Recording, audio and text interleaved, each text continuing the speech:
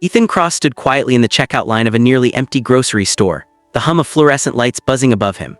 It was past 10, the hour when most people had gone home, but Ethan preferred shopping late. Fewer people, fewer conversations, fewer reminders of how alone he felt.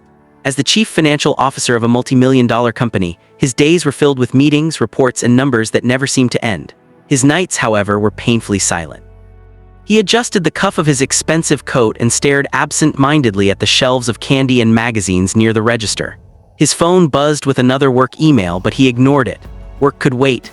Tonight, for once, he felt unusually tired, not physically, but emotionally, as if the weight of his success had finally grown heavier than the comfort it provided.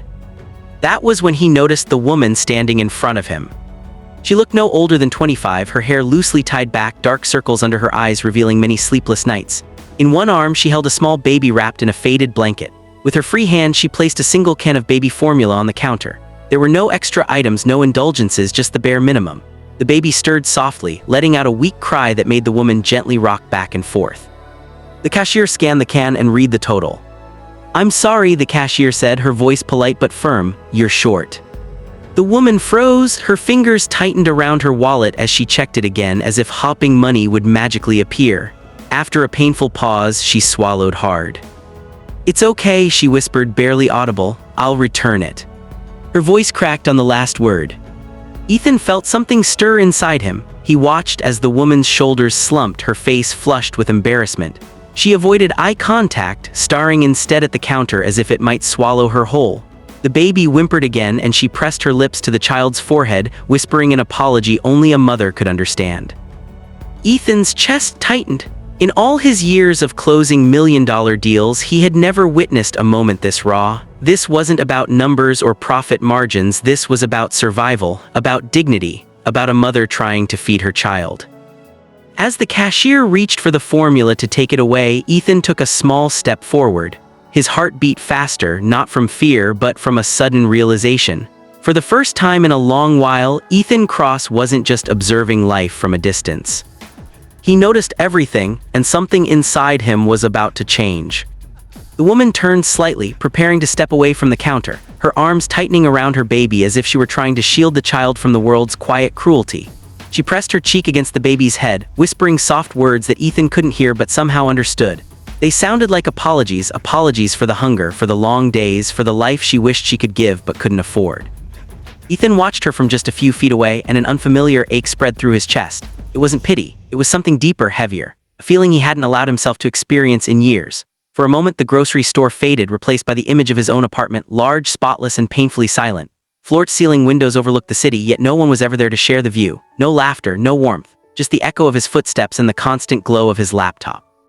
He had everything people said should make a man happy: money, power, respect. And yet, standing there watching a mother walk away empty-handed, he felt poorer than he ever had before. The cashier had already picked up the can of formula, sliding it toward the return bin. The sound of it scraping lightly against the counter felt unbearably loud. Ethan's mind raced. He thought of the countless times he'd approved budgets without blinking, the bonuses he barely noticed, the dinners he ate alone because work always came first. What good was all of it if a child could go hungry right in front of him? Wait. The word left his mouth before he fully realized he'd spoken. His voice was calm but firm enough to cut through the quiet tension in the air. The woman stopped. Slowly, she turned back, confusion and fear flickering across her face. She looked at Ethan as if expecting judgment or worse, disappointment. People were used to looking away from her, not speaking up.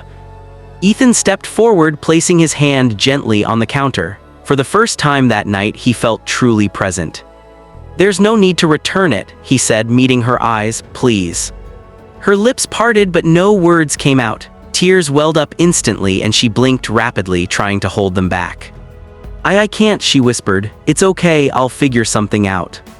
Ethan shook his head softly. "You already are," he replied, "by being here, by trying." In that moment, something shifted inside him. This wasn't charity. It wasn't obligation. It was a choice, one that made his heart feel alive for the first time in years. As he reached for his wallet, Ethan Cross realized that this small act in this quiet store was the beginning of something far bigger than he could imagine. Ethan pulled out his wallet with steady hands, though his heart was pounding harder than it had in any boardroom negotiation. He placed his card on the counter, his gaze never leaving the woman or the baby nestled against her chest. The cashier hesitated for a second, then quietly rang up the formula again. The soft beep of the scanner felt strangely meaningful, like a door opening. But Ethan didn't stop there. "Please add these too," he said, reaching for a nearby pack of diapers, then another. He picked up baby wipes, a small jar of baby food, and a loaf of bread. His eyes moved along the shelves, suddenly noticing how much this woman had probably gone without. On impulse, he grabbed a warm fleece blanket from a seasonal rack near the register, soft, pale blue, the kind meant to keep a child safe from the cold nights. The woman stared at him, her eyes wide with disbelief. "No, that's too much," she said quickly, her voice shaking. "I can't let you." "It's okay," Ethan interrupted gently. "Please let me." The cashier continued scanning, the total climbing higher, but Ethan didn't flinch. Numbers had never scared him. What scared him was the thought of walking away and doing nothing. When the transaction was complete, Ethan handed the receipt to the woman. That was when her strength finally gave way. Tears streamed down her face as she clutched the bags with trembling hands, trying and failing to speak. She lowered her head, shoulders shaking, the baby stirring softly as if sensing her emotion. "You don't know what this means," she cried. "I haven't slept in days. I didn't know how I was going to feed him tonight." Ethan felt his throat tighten. He smiled softly, not out of pride but understanding. "Maybe I do," he replied quietly. He thought of all the nights he'd stared at the ceiling, feeling empty despite his success. This simple moment of connection filled a space he hadn't even known how to name. The woman wiped her tears, managing a small, fragile smile. "My name is Lily," she said. "Thank you for seeing me." Ethan nodded. "You're doing a good job, Lily, don't forget that." As she adjusted the blanket around her baby and gathered the bags, Ethan realized this wasn't just a kind gesture. It was a choice to step out of his carefully controlled world and into someone else's reality. And in making that choice, Ethan Cross felt something he hadn't felt in years: purpose. Weeks passed, but the memory of that night in the grocery store never left Ethan's mind. He found himself thinking about Lily and her baby during meetings, while driving home, even while staring at spreadsheets that once held his complete attention. Something inside him had shifted. The world no longer felt distant, it felt personal. True to his word, Ethan stayed in touch. He learned that Lily had been laid off shortly after giving birth, her savings gone, her support system almost non-existent. She was strong, but exhaustion clung to her like a shadow. When Ethan mentioned that his company operated an on-site daycare center for employees, an idea formed, simple yet powerful. Within weeks, Lily was hired as a daycare assistant. The job wasn't glamorous, but it was stable, and it came with benefits and free childcare. The first day Ethan saw her walk into the building, holding her baby with a hopeful smile instead of fear, something warm spread through his chest. He watched from a distance as Lily laughed with the other caregivers, her baby safely cradled nearby. For the first time, he saw the direct impact of a single decision. Word quietly spread through the company. Ethan, once known only as the brilliant but distant CFO, was now seen stopping by the daycare, asking about the children, listening. He initiated programs he'd never considered before: employee support funds, flexible schedules for single parents, and expanded childcare resources. Kindness, he realized, wasn't a weakness in leadership. It was strength.